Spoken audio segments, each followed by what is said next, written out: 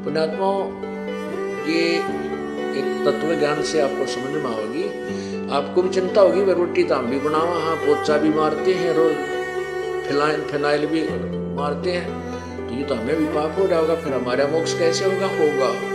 क्योंकि गीता जी के 18वें अध्याय में लिखा है कि जो कर्तव्य कर्म है, वो जो हमारे स्वाभाविक कर्म है वो करने चाहिए, चाहे उनमें पाप भी है।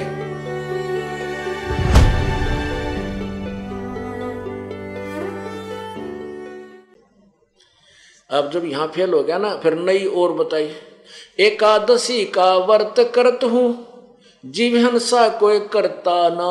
धर्मदास बोला, एकादशी का व्रत करत हूं, जीव हिंसा कोई करता ना। शिवलिंग पूजा गुरु की सेवा, किए बिना भी सरता ना। शिवलिंग पूजा गुरु की सेवा, किए बिना भी सरता ना। शालिग्राम की पूजा करूं मैं, दिन में सुबह और शाम भक्त में अर्ज करूं।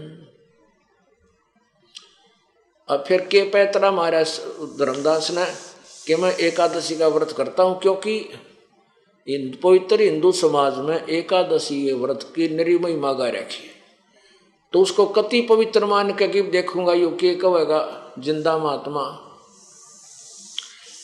क्यों बेटा एकादशी का व्रत कराया करूं ग्यास का, और हम कोई जीव हिंसा नहीं करते। ये थोड़ा थोड़ा दुख मानने लग गया सच्चाई का, क्योंकि ब्राह्मण जैसे सामने वो मुसलमान संत फकीर बैठा था और धर्मदास जी मान रहा था कि मुसलमान तो मांस खाते हैं, जीव हिंसा करते हैं, वो जो ना बकरे काटते हैं, बकरीद बनाते हैं, इसलिए थोड़ी सी वो टोंट भी कस गया कि हम जीव हिंसा नहीं करते, हम जीव हिंसा नहीं करते, कभी भी जीव हिंसा करते उनको पाप लगता है, वो मोक्ष कभी प्राप्त नहीं कर सकते। धर्मदास ने बोला, और फिर कहता शिवलिंग पूजा गुरु की सेवा, शिव का लिंग ये पत्थर ये भी पूजते हम, और गुरु जी की सेवा बिना हमारा काम नहीं चलता, यह आध्यात्मिक मार्ग है। और शालिग्राम की पूजा भी करता हूँ, जैसे विष्णु जी की मूर्ति की पूजा करता हूँ सुबह शाम। अब परमात्मा बोले, भाई वक्त व्रत करे से मुक्ति हो, तो अकाल पड़े क्यों मरते हैं। परमात्मा कहते हैं धर्मदास, एक बार अकाल पड़ा था, सूखा पड़ गया, और उसमें इतना बुरा हाल होकर के प्राणी मरे, किसी को कुछ आहार प्राप्त नहीं हुआ, पत्ते भी तोड़ कर खा लिए, बोधी बाढ़ थी कूट कूट कर वो भी खा ली, और 15-15, 20-20 दिन, एक महीना कति निराहार रह करके प्राण त्यागे। उसमें सारे व्रत हो गए, मंगल का भी, सोमवार का भी, आठम का भी, छठ का भी, सातम का भी, त्रि एकादशी का भी, तो वह मर क्यों गए? वो तो पार होने चाहिए, जब इतने सारे व्रत हो गए उनके तो इकट्ठे। व्रत करे से मुक्ति हो, तो अकाल पड़े क्यों मरते हैं। शिवलिंग पूजा या शालिग सेवा अनजाने में करते हैं। शिवलिंग पूजा और या शालिग सेवा अनजाने में करते हैं। चेतन हो के भूल रहे हुए, पत्थर से नफराम भक्त में अर्ज करूं। कहते हैं बोले आदमी यदि व्रत करे तो मुक्ति हो, ये तो आप समझ गए। और शिवलिंग पूजा, ये पत्थर की पूजा, शालिग की पूजा कति अनजानपने में बिना ज्ञान के करते हैं। क्या ये पत्थर तुम्हें लाभ देगा? पुण्यात्मा, जैसे एक सेब की मूर्ति है, सेब के फल की मूर्ति यानी पत्थर या प्लास्टिक की हो, आम की हो, और वो मूर्ति बुरी नहीं, लेकिन वह मूर्ति आम का काम नहीं, आम का चित्र, आम की मूर्ति आम का काम नहीं कर सकती, आम के गुणों से युक्त नहीं। वो चित्र केवल उसकी जानकारी देता है, चित्र होना आवश्यक है। अब जैसे हम बच्चे को पढ़ाते हैं कि आ का आम, चित्र नहीं होगा तो आम न समझे, या तो ओरिजिनल वस्तु हो कि ये है आम, जैसे हम बताएं कि ये पेन, तो चित्र इसका अवश्य होना चाहिए, या तो ये स्वयं हो या चित्र हो, तभी समझेंगे। तो चित्र भगवानों के होना आवश्यक है, लेकिन उस चित्र पर आधारित हो जाना ये मूर्खता है। जैसे आम का चित्र है, आम के चित्र को देख करके उसका इतना अच्छा स्वरूप होता है कि उसको खाने को दिल करता है, उसको प्राप्त करने की चेष्टा होती है, कहीं आम मिल जावे खाऊं। तो उस चित्र के ऊपर आसक्त हो जाना, जैसे आम के फल का चित्र है, और वो उससे पता चलता है कि आम मीठा है, जो फलों का राजा है, तो इसके गुण गाएं जा, और उस आम के चित्र पर माथा टेकें जा, उसकी आरती करें जा, उसको धूप दीप करता रहे। क्या वो आम प्राप्त हो जाएगा? नहीं। वो चित्र में जो आम है उसको ओरिजिनल को पता कर, वो कैसे विधि है, उसकी विधि न्यारी है उस चित्र वाले आम को प्राप्त करने की। उसकी विधि है कि पहले मजदूरी कर, फिर जेब में पैसे लेकर बाजार में जा और आम पुकार और लेकर फिर खा। ये पत्थर जो शिवलिंग तू लिए फिरता है, जो तू भगवान शालिग्राम विष्णु जी की मूर्ति ले रहा है, इस मूर्ति से, ये मूर्ति भगवान की है, ये भगवान नहीं है। ये मूर्ति सेब की है, ये सेब नहीं है मूर्ति। ये मूर्ति वाला जो चित्र तू लिए फिरता, भगवान विष्णु की मूर्ति चांदी की बना रखी है, चाहे पत्थर की ले रहा है, ये भगवान विष्णु नहीं है, ये उसकी केवल मूर्ति है। आप उस भगवान को प्राप्त कर, उस सेब को प्राप्त कर, उसकी विधि न्यारी है, उसकी मजदूरी कर पहले, उस मजदूरी से फिर वहां पहुंच। जैसे नाम के सिमरन साधना या मजदूरी है, इससे वो भगवान तुझे लाभ देगा। अब व्रत करने का गीता जी मना किया है, देखिएगा 6 अध्याय का 16वां श्लोक। ये गीता ज्ञान कहता है, दाता कहता है अर्जुन यह योग, ये देखिए श्रीमद् भगवत गीता 6 अध्याय का 16वां श्लोक, ये 6वां अध्याय और ये 16वां श्लोक। अर्जुन यह योग माने साधना, भक्ति, न तो बहुत खाने वाले का और न बिल्कुल न खाने वाले का, यानी व्रत रखने वाले का। न तो बहुत खाने वाले का दड़ी पक्का खा ले और फिर तोड़े जांगड़ाई आए जमाई, वो कैसे भक्ति करेगा? अल्पाहार करे, यानी खाने योग्य खावे, घना नहीं खावे। और बिल्कुल ना खाने वाले का, जो बिल्कुल नहीं खाता, वो व्रत रखता है। और न बहुत सहन करने वाले का, यानी सोने वाले का, और न सदा जागने वाले का ही सिद्ध होता है। यानी न तो घना खावे, ज्यादा खाने से भी आलस बनता है, और ना बिल्कुल ना खाता, उसके वैसे पसीने आए रहे। आप एक दिन रोटी छोड़ कर देखो, क्या हाल होगा आपका। रोटी ये याद रहेंगी, भगवान याद ना रहता। हमने खूब देख रखा, मंगलवार का व्रत रखा करता है, दास हनुमान पुजारी था, 25 वर्ष रखा है, और फिर बचपन से शुरू कर दिया था, चौथी कक्षा से। बालक थे, बचपन में भूख वैसे नहीं मुश्किल से सहन होती है, तो 12 बजे पाछे बताई थी, 12 बजे के बाद खाना खा सकते हो। तो 12 बजने मुश्किल हो जाते, वो नो देखे जाते 12 कब से बजे होंगे, सूर्य इधर आ ले, जो गाड़ी भी ना थी सी। तो वो रोटी याद रहा करती, हनुमान ना याद रहा करता, हनुमान जी तो सांझ ने याद आया करता, जो वो उसका 40 का टाइम होया करता, या प्रसाद बांटा करते 100 रुपये की बूंदी, उस समय कल्याण समझते थे। तरह के भाई, जिन हर जैसा सुमरिया ताको तैसा लाभ, ओसा प्यास न भागे ही जब लग दसे निआब। अब क्या कहते हैं परमात्मा के, जिन्होंने जैसा भी प्रभु की साधना की, उनको उतना ही लाभ मिलेगा। जैसे ओस के चाटने से प्यास नहीं बुझ सकती, प्यास बुझेगी जब 1-2 गिलास गट पी जावांगे। तो जैसे हम 100 रुपये का प्रसाद बांट के चौड़े हुए फिरा करते, के बाद बहुत बड़ा पुण्य कर दिया। परमात्मा कहते हैं ये तो तुम ओस चाट रहे थे, ओस चाटा करते, और अब आप यहाँ भक्ति कर रहे हो, दान कर रहे हो दोनों हाथों से, और आपको देखियो कि ये शास्त्र अनुकूल साधना, इससे आपको प्रतिफल जबरदस्त मिलेगा। ये आप गिलास के गिलास पी रहे हो, इससे आपकी तृप्ति होगी, आपकी भक्ति प्रफुल्लित होगी, इससे अधिक लाभ होगा। जिन हर जैसा सुमरिया ताको तैसा लाभ, यानी जो जितना धर्म पुण्य साधना करेगा, उतना ही उसके गुड अकाउंट में उतना लाभ मिलेगा। ज्यादा करेगा उसको ज्यादा मिलेगा। ओस चाटन से प्यास नहीं बुझे, वो तो गिलास के गिलास पीने से ही प्यास बुझेगी, पानी पीने से। अब फिर धर्मदास जी ने एक दूसरा पैतरा ये मारा था कि हम जीव हिंसा नहीं करते, परमात्मा कहते हैं कि तुम चेतन होकर भूल रहे हो, पत्थर पर भी निफरामा निश्चिंत, तुम खुद बोलता है, चलता है, फिरता है, और तेरा भगवान ने तू उठाए फिर बोलता ना, सुनता ना, या मूर्ति से सारा दिन इसका आरती करेगा, यूं आंख पाड़े बैठा रहता है। तो ये मूर्ति है ओनली, ये भगवान नहीं है। और फिर क्या बताता है परमात्मा, कहते हैं भाई तीर्थ बाट चले जो प्राणी, वो जीव बहुत से मारे है। तीर्थ बाट चले जो प्राणी, वो जीव बहुत से मारे है।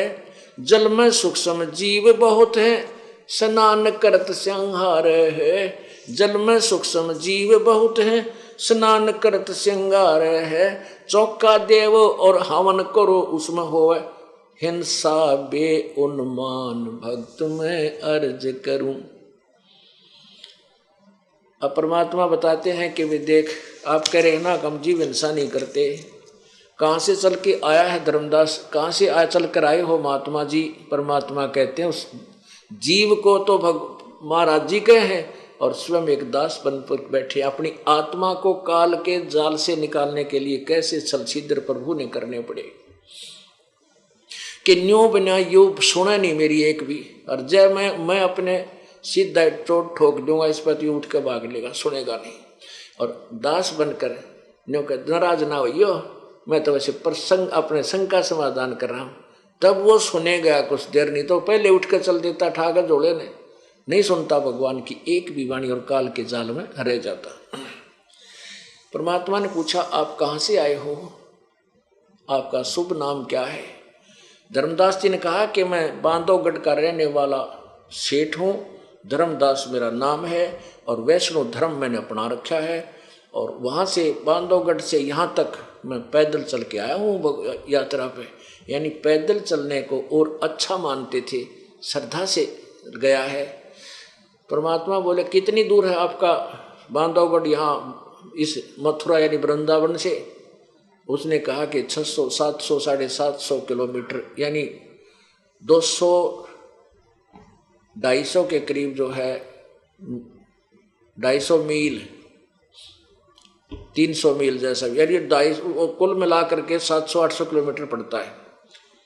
तो कहने वहां से तू पैदल चल के आया है। कहा वहां से मैं पैदल चल के आऊं, तो एक रास्ते में कितने कीड़े मकोड़े जीव जंतु तूने कितने आपके पैरों के नीचे मरे, गिनती हुई आपने? आपने कितनी जीव हिंसा करती, इस जोड़ मनाने के लिए आए हो तालाब में, और इस तालाब में नहा रहे थे, इसमें देख कितने जीव मार दिए, ये तेरे लोटे में देख कितने घूमन लाग रहे। और ये तूने जो है नहीं चौका दिया, पहले लिपी, और फिर यार यहाँ पर तू खाना बनावे, इस इस जो चौका तुम लीपते हो ना, इसमें भी बहुत ज्यादा आपको हत्या का, हिंसा का जो ना पाप लगता है। तो धर्मदास जी का पसीने आ गए कि बात तो महात्मा का है, काटेगी, कसूता काम हो गया था।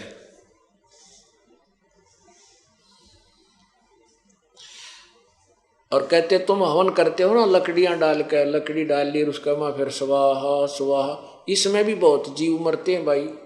अब खाना बनाओ उसमें भी जीव हिंसा होती है, खाना खाओ उसमें भी जीव हिंसा होती है। आप घूमने फिरने जाते हो, फ्रेश होने जाते हो, पेशाब करते हो, उसमें जीव हिंसा होती है। फिर आप जो है ना, आप कहते हो जो जीव हिंसा करता हो पाप मुक्त नहीं हो सकता, कभी मुक्त नहीं हो सकता। तो तेरी मुक्ति क्यों करो, कैसे होगी धर्मदास? अब पसीने आगे धर्मदास जी का। तो पुण्यात्मा, ये एक तत्व ज्ञान से आपको समझ में आओगी। आपको भी चिंता होगी, वे रोटी तो हम भी बनावा, हाँ पोचा भी मारते हैं रोज, फिनाइल भी मारते हैं, तो ये तो हमें भी पाप हो जाएगा, फिर हमारा मोक्ष कैसे होगा? क्योंकि गीता जी के 18वें अध्याय में लिखा है कि जो कर्तव्य कर्म है, वो जो हमारे स्वाभाविक कर्म है वो करने चाहिए, चाहे उनमें पाप भी है।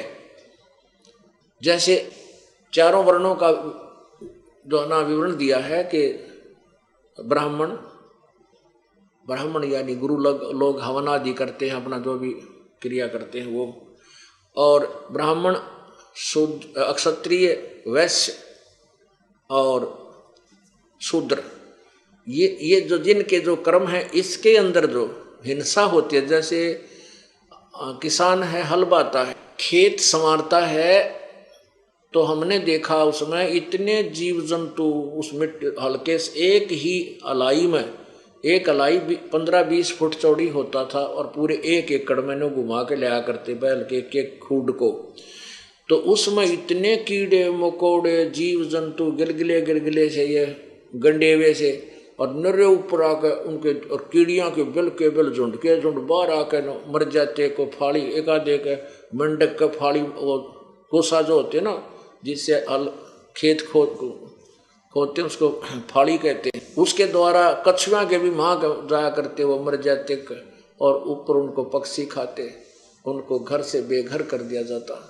अब कहते हैं यो पाप तो तुम्हारा लगेगा, लेकिन इनकी विधि बताई है। अब गीता में तो लिखा ये करने चाहिए चाहे पाप भी है, और करने पड़ेंगे, और कहाँ जाओ पेट तो भरना ही पड़ेगा। गीता और वेदों में इन पापों के नाश करने का समाधान नहीं है, इसीलिए ये दोनों भोगने पड़ते हैं, पुण्य भी और पाप भी। पाप भी निरेहो हैं, वह भी गुड बैड अकाउंट में लिखे जाएंगे आपके में, और पुण्य आप कर रहे हो जो विशेष तरीके से दान धर्म करते हो वो पुण्य में लिखे जाते हैं। आपको दोनों भोगने पड़ते हैं। और परमात्मा कबीर जी के पास यानी इस दास को जो दी है वह जड़ी, उसके वो मंत्र जो है आपके प्रतिदिन के पापों को समाप्त कर देता है, जो जान के नहीं करते। आपके स्वाभाविक कर्मों में जो पाप होते हैं उनको ये मंत्र आपको दिए जाते हैं, ये प्रतिदिन उनके ऊपर, जैसे कपड़ा पहनते हो, कमीज, उसको पैंट कमीज पहनते हो, कुर्ता धोती पहनते हो, पजामा, तो उसको प्रतिदिन साबुन और जल से धो दिया जावे तो वो स्वच्छ रह जाता है। ऐसे ही इन महापुरुषों की थ्योरी इसलिए शास्त्र विरुद्ध थी कि इनको कंप्लीट नॉलेज नहीं था, इनको पूर्ण ज्ञान नहीं था। जैसे भाई परमात्मा पाप काट ही नहीं सकता, इन परमात्मा तक का बेरा नहीं था, ये ब्रह्म को भगवान मान रहे, इसकी साधना करते थे। इससे दोनों ही भोगने पड़ते हैं, पुण्य और पाप। जैसे कर्म करेगा, ये सिद्धांत है ब्रह्म तक का कि वो दोनों भोगने होंगे, वैसे ही कर्म भोगने होंगे। पूर्ण परमात्मा का विधान है कि जब ही सतनाम हृदय धरो भयो पाप को नासे, जैसे चिंगारी अग्नि की वही पड़े पुराने घासे। 1000 क्विंटल घास पड़ा हो, सूखा फूस पाती है, और उसमें एक माचिस की सीख जलती हुई लगा दे और उसको सारे को फूंक कर ढेर को और छोटा सा कर देगी, और फिर हवा चलेगी, उसने इधर उधर फेंक और सब साफ हो जाएगा। तो ये विधि परमात्मा के पास ही है, पूर्ण ब्रह्म के पास वो शक्ति है, कबीर जी के पास, परम अक्षर ब्रह्म के पास। और वो उस ओम तत्सत इस 3 मंत्र के जाप से, जिसमें सत्यनाम भी है, प्रथम सत्यनाम से प्रारंभ हो जाएगा पाप कटना। तो उस सतनाम से ये प्रतिदिन के हो रहे स्वाभाविक कर्मों में, हमारे चारों वर्णों के कर्मों में जो पाप हैं वो प्रतिदिन कट जाते, समाप्त हो जाते हैं। जानबूझ के करोगे, क्योंकि भगत जानबूझ के कर नहीं सकता, उसको इतना ज्ञान भी दे दिया जाता है। अब जैसे पूर्ण संत के बिना कोई भी अधिकारी उपदेश देने का नहीं है। इस पृथ्वी पर आज के दिन कोई पूर्ण संत नहीं है इस दास के अतिरिक्त। ये अभिमान ना समझो, ये यथार्थ बात समझना। दास को अभिमान नहीं करता, इस दास के अतिरिक्त कोई अधिकारी नहीं है, बाकी सब दुनिया को भ्रमित कर रहे हैं, झूठे लाइसेंस बना रहे हैं। अब जैसे कोई व्यक्ति सड़क पर जा रहा है, उससे दुर्घटना हो जाती है, मोटर कार चला रहा है या मोटरसाइकिल चला रहा है, तो उसका सबसे पहले आकर के पुलिस वाले लाइसेंस पूछेंगे कि तेरे पास ड्राइविंग लाइसेंस है। अगर लाइसेंस है तो वो बच गया, क्योंकि ये मालूम है, उस लाइसेंस का स्पष्टीकरण है कि ये अनजान ड्राइवर नहीं है, ये ट्रेंड आदमी है, और जान के एक्सीडेंट ये कर नहीं सकता है, क्योंकि मृत्यु स्वयं की भी हो सकती है। तो ये कोई इत्तेफाक हुआ है, हादसा है, तो वो बरी हो जाता है। और उसके पास लाइसेंस ना पावे, और पावे तो डुप्लीकेट किसी अनधिकारी का बनाया हुआ, तो सीधा जेल में जावे। तो इस प्रकार जैसे आप प्रतिदिन जो कर्म कर रहे हो ये जान कर नहीं करते, ये होंगे अनजान पड़े में, लेकिन इनका भी दंड आपको भोगना पड़ेगा, क्योंकि आपके पास वो लाइसेंस नहीं है, आपके पास पूर्ण संत से प्राप्त वो मंत्र प्राप्त नहीं है। और जिनको मंत्र प्राप्त है, कोई गुरु बना रखा है, वो अनअधिकारी से डुप्लीकेट लाइसेंस लिए फिरते हो, तुम सीधे जेल में, यानी सजा होगी, तुम्हें पाप लगेगा।